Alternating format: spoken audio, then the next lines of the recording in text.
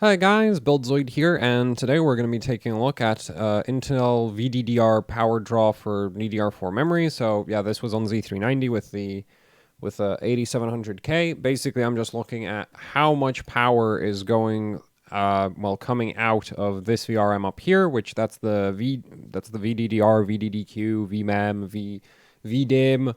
What other names does VRAM? Well, not VRAM. Well, no, you could call it VRAM because it's voltage for the memory. Basically, that's the main power source for your memory sticks, and also a lot of that power goes into the actual memory controller of the CPU.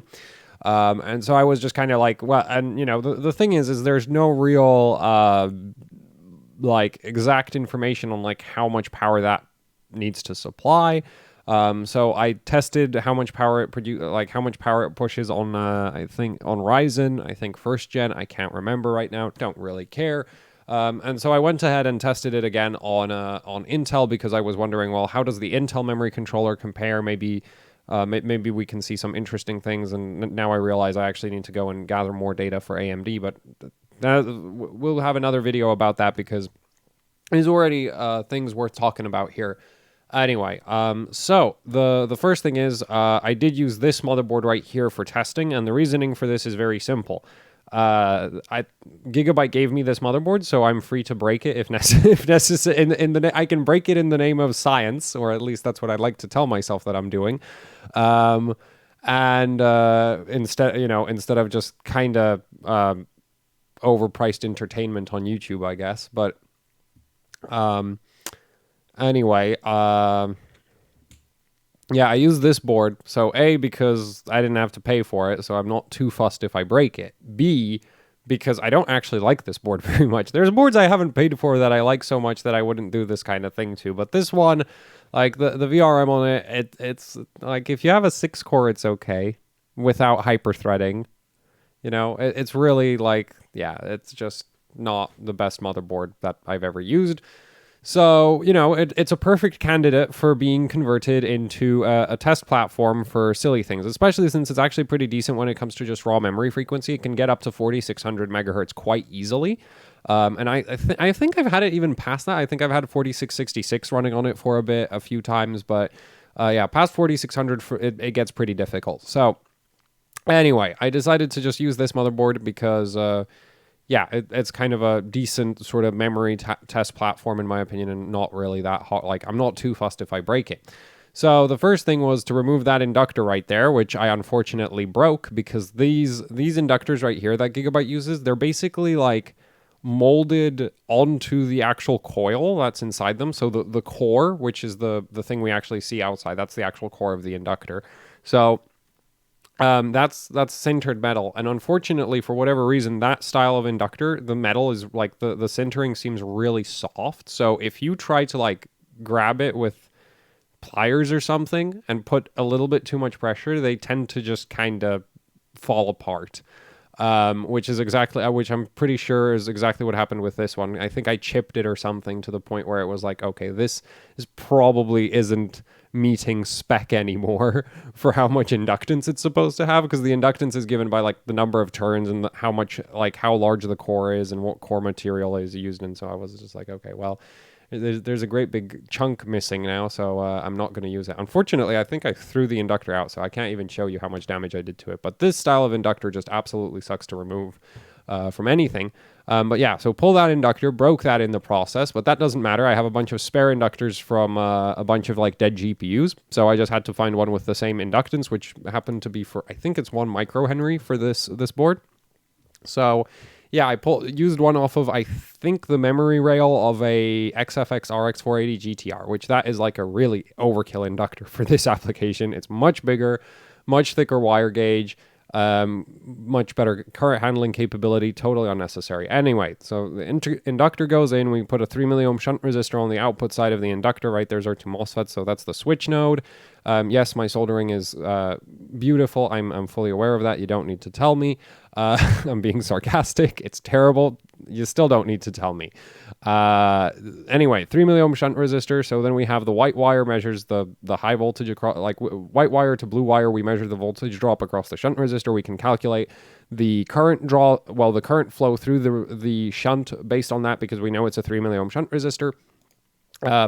On the back of the board, we have this black wire, which is just so that I can measure from the blue wire to the black wire what the actual voltage on the memory power plane is. So how much power is going into the power plane. We just take the voltage drop from the shunt resistor, calculate our current with that, multiply that by the voltage between the blue wire and the black wire, which is the actual voltage coming out of the VRM, and we get our power draw for the memory controller and the memory sticks.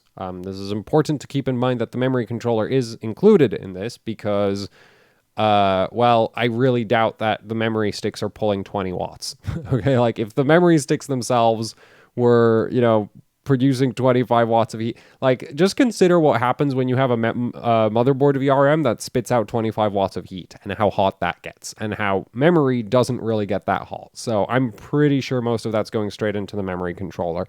But anyway, also it's worth noting that down here we have a test where I go from 2x8 to 2x16, and the increase, I add 2 sets of memory chips, because this is all BDI, so I add a whole extra 2 sets of memory chips, and the total power consumption increases 5 watts. So the 2 sets of extra memory chips increase the power consumption by like 2.5 watts each per set, so per rank, basically. And I still need to do some more testing to figure out exactly how much a set of memory chips pulls, but yeah, it's not much. So I don't think most of the power here, I'm pretty sure is just going straight into the memory controller. Anyway, yeah, we have some interesting results. I tested frequency scaling. I finally tested some timing scaling, because it was just like, well, the power drop probably scales with timings, doesn't it? And I tested voltage scaling. So let's talk about the results. So first up, let's talk about frequency. So I tested from 3200 megahertz all the way up to 4600 megahertz, all auto subtimings, but the primaries were the same every single time. And we can see so here we have the shunt resistor voltage drop. So this was just measured with my Keysight U1272A digital multimeter. And this is basically the highest value that I saw while running MEM test 80, HCI MEM test in Windows, not MEM test 86. It's a pain to deal with. So yeah, I just ran a HCI MEM test. 14 gigs of RAM, because this is a 16 gig kit, and saw how much power, measured the voltage drop. This is actual voltage coming out of the VRM. So that's the blue to black wire measurement, and this is the white to blue measurement. And so then we, divide that by 3 to get our current draw here, and then we multiply that by our voltage, and we get our power consumption. And and here we just have a little bit of data analysis, so like percent increase in frequency. Except I use that for all of the different, here I did, voltage scaling. So this is percent increase in voltage, but here we have percent increase in frequency and percent increase in power consumption. And then here, the theory column is basically just for more to basically see to try do some a comparison between the percent increase in whatever we're increasing versus the percent increase in power consumption. So the interesting thing here is that if you keep the voltage the same and keep the primaries the same and leave the auto, I think the auto timings are loosening out quite significantly, which is why we don't see, with frequency, I would generally expect a linear increase in power consumption, but I think what's happening is that we're losing so much timing every step of the way that the memory basically seems to be getting more power efficient if we weren't measuring performance. Right. And actually at 4600, it would actually still even with the loose auto subtimings, 4600, 1820, 2039 would blow 3200, 1820, 2039 away. So, efficiency wise, we are actually performance per watt, we are gaining here. Obviously, you don't need 1.53 volts for 3200 megahertz, but the thing is, this that's a variable we don't want to change because we're trying to see the frequency scaling. So, yeah, maxing out frequency without touching the timing seems to be pretty good. I do wonder though, maybe I need to do a test where I have all of the subtimings locked down, because I would expect it to be much more linear than what we're seeing here, because I think we're just losing power to the timings loosening out. But yeah, nonetheless, like it's kind of interesting to see that the frequency actually doesn't really increase your power consumption that much, right? We go from a 3200 all the way to 4600, which is a 144%. Is it? Yeah, 144% increase in frequency, and we get a 24% increase in power consumption. So that's not really that bad. Though, if we actually look at the fact that adjusting your timings actually increases your power consumption, which actually no. Well, wait a minute. No, because, that actually that would probably fix it. Because the thing is, so yeah, increase, like, better timings, more power consumption, right? We go from 2020, 40, 2T, 15, 15, 35, 2T, with also, like, I tightened up all of the sub-timings as well. And we can see that we get an 8% increase in power consumption.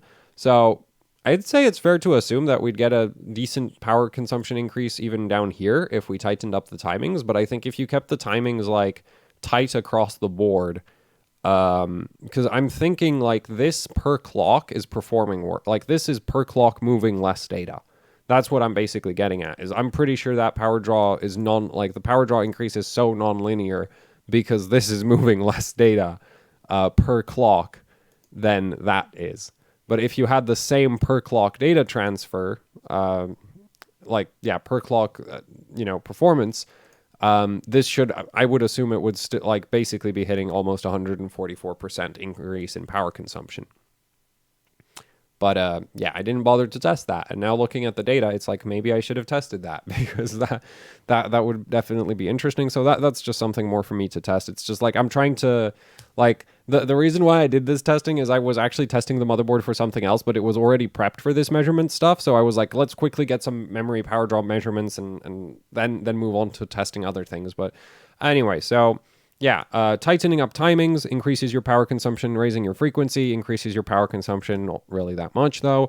What's really interesting to me and totally unsurprising is the increase in power consumption due to raising the voltage, because it is exactly what you would see on like a CPU or a GPU if you increase the voltage. So what I mean by that is, like, I've done testing on power consumption scaling in the past. Basically, for increasing voltage on CPUs and GPUs, you get a quadratic increase in power consumption because you get a linear increase. So if you increase your voltage, you get a linear increase in current draw.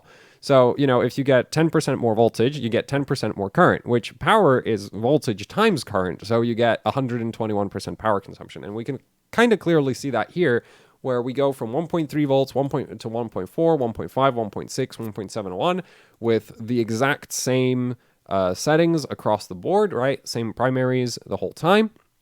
We go from, we have a 132% increase in voltage, and we get a 169% increase in power consumption. There's obviously some measurement error. In my opinion, this is close enough because if we take that 132% increase in voltage and we square it, we get 173% theoretical increase in power consumption, which is very close to what we got for our real power consumption increase. And we can see the same across the board, right? That like this cell right here literally just takes this value and squares it as a percentage. So because a percent, like, that's 1.24 squared times 100. I multiplied up by 100. I really shouldn't have to explain how math works, but anyway. So, 150, like, real power consumption increase is 155%. Theoretically, it was 153. Those are right on top of each other. For a 15% increase in voltage, theoretically, we should see a 33% increase in power consumption. We get a 139% increase in power consumption. So that's kind of like the similar error to this one, actually, right here. Then we have 8% increase in voltage. Theoretically, a 16% increase in power consumption. In reality, we get an 18% increase in power consumption. So these are off by like 2 to 4%. Okay, like the theoretical results are off by, this one's off by 6%. But again, like, the measurement methodology here was kind of awful. Because I was just using a multimeter, and a better way, and it's not like a long average run, it's just, whatever highest value I saw in the first 5% of MEM test running. So it's not the most accurate measurement methodology ever, but it gives us a pretty rough idea that, with these results right here, I'd be confident in saying that, yes, the increase in power consumption due to voltage is quadratic when with memory. because these are, like, considering how terrible the measurement methodology was, these are too close to the actual results, in my opinion, to the real world results. So anyway, that's kind of fun. Or not fun, somebody's looking at this going like, build switch, you're awful. Well, whatever, I don't care. This is, like, mostly I like the gist of it, you know. The point here is to get the gist of how much power we can push into the memory. So anyway, highest power consumption result in the entire thing is about 25.3 watts at about 15.5 amps, which was the 4015-1535 tight subtimings. Like, this is, like, you could actually, like, this is pretty close to maxed out. Like, this is not far off from maxed out for secondaries. There's also, like, tertiary timings, which also affect power consumption, but I was not, like, the table would just go on forever if we actually had, if I was adjusting all the timings, and I just wanted to sort of adjust the easy ones because tertiaries are difficult. Let's just put it that way. So anyway, yeah, there we can see, like, so yeah, 25.3 watts, and that's on 2x8. All right, and then 2x16 actually pulls 20, but that's at 1.4 volts, and pretty lax timings, pretty low frequency. So that's 32 gigs right there. But yeah, so still though, it's like, what's kind of surprising to me was I always thought, like, and I think already with the Ryzen memory video, I discovered that, wait a minute, there's a lot more current going into the memory system than I was expecting. Because I always thought it was like, because the actual memory sticks, you normally hear that they're, you know, like single digit wattages, which this right here kind of shows, right? Where it's like you go from 16 gigs of RAM to 32 gigs of RAM and you get a 5 watt increase in power consumption for an extra 16 gigs of RAM, there's like 5 watts. So that's like 2.5 watts per 8 gigs of RAM.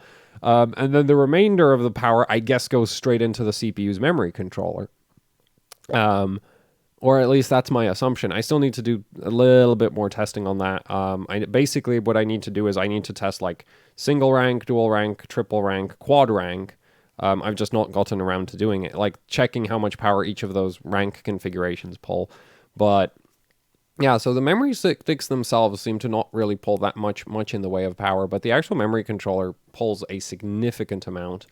And yeah, I guess... Like, the thing is, though, this is still, you know, relatively high voltages. And it's mostly to give us an idea of, like, if the memory VRM, like, the whole point of this is basically, like, is the memory VR, like, is for me to have some idea of what kind of current demands are placed upon the memory VRM, right? Basically, to be able to look at a memory, like a motherboard memory VRM and go, like, is it big enough or not? And yeah, I guess in that department we can say I was really underestimating how much current the memory VRM has to handle most of the time, because I was pretty sure you wouldn't really see it go past 10 amps, and even in a 2x8 configuration we are, you know, at 15.5. Admittedly, this is like a memory stress test, but it's like you shouldn't be looking at, like, in my opinion, you shouldn't look at things in like, oh, but that's well, like, good things are designed to not die when you put them under full load, right? Like, MEM test isn't that unrealistic a workload, so yeah. 15.5 amps through well, the thing is, like, the thing about the memory VRM is, like, it is kind of like, say for example on this board, right? Like, there's nothing else there.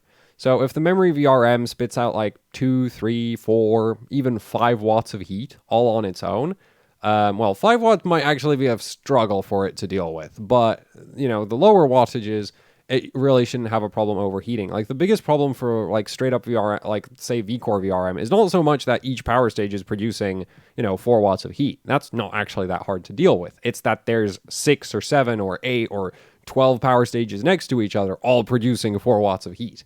That's where you get the problem. Is just like, yeah, that heat has nowhere to go. So yeah, but the memory VRM, like, it's just going to probably heat up this entire edge of the board, and that should dissipate the heat just fine, quite frankly. So yeah, but this is cool just to get an idea of, like, how much power does memory actually pull.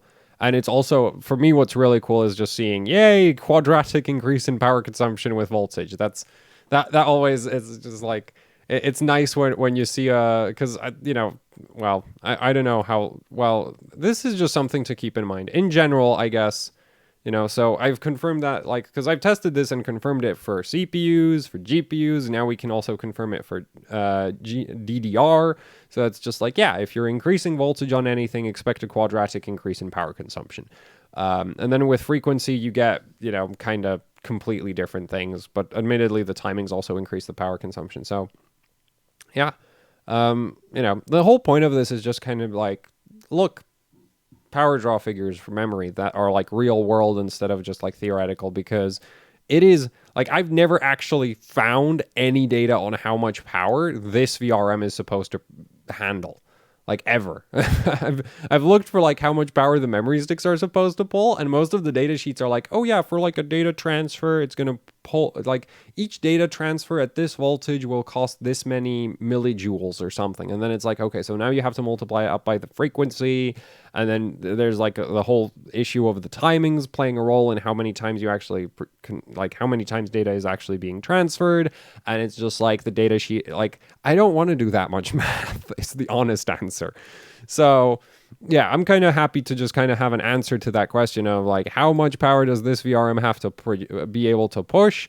I guess if you were like a decent amount is one way to put it. But I don't think you'd really see anything more than 20 amps. All right.